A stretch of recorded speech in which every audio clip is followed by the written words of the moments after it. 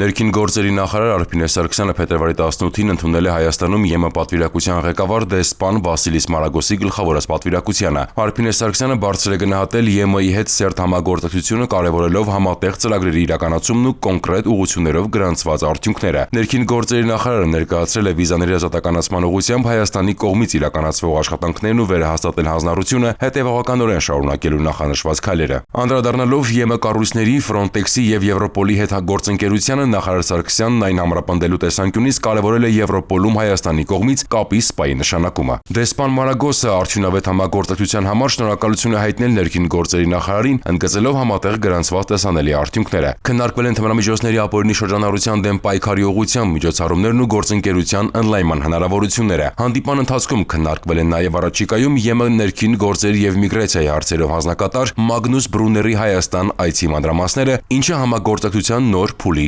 մեկնարկ կհանդիսանա։